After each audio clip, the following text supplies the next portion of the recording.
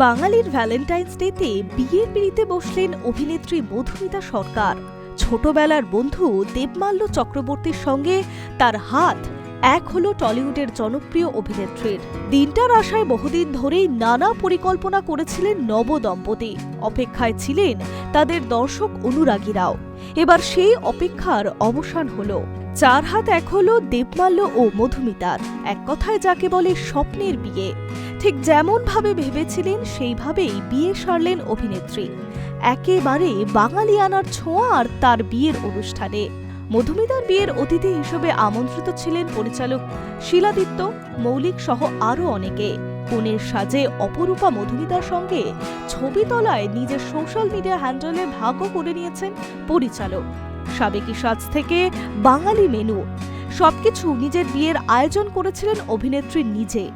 মধুমিতার দ্বিতীয় দাম্পত্য ইনিংসের জন্য উচ্ছ্বাসিত ছিলেন তার অনুরাগীরাও। কারণ অতীতের বিচ্ছেদ যন্ত্রণা কাটিয়ে জীবনের নতুন অধ্যায় শুরু করতে চলেছেন তাদের প্রিয় দুষ্টুমিষ্টি অভিনেত্রী। তাই পর্দার পাখিকে শুভেচ্ছা জানাতে ভোলেনি তারা। উল্লেখ্য, বৃহস্পতিবার রাতে নিজের বাড়িতে জমিয়ে আইবুড়ো ভাত খান টলিউড পাড়ার দুষ্টু মিষ্টি নায়িকা। সেই আনন্দঘন মুহূর্তের ছবি প্রকাশ্যে আসে সোশ্যাল মিডিয়ায়। আইবুড়ো ভাতের অনুষ্ঠানের জন্য প্যাস্টেল শেডের শাড়ি বেছে নিয়েছিলেন মধুমিতা।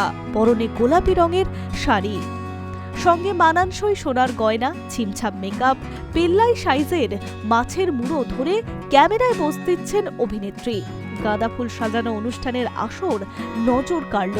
মধুমিতার সামনে রাখা কাঁসারের থালা ভরে ভরে সাজানো রকমারি বাঙালি পদ। মেনুতে ছিল ভাত, সালাড, 5 রকমের ভাজা, বেগুনি, ফিশ ফ্রাই, ডাল, রকমারি মাছের পদ আর অনেক কিছু।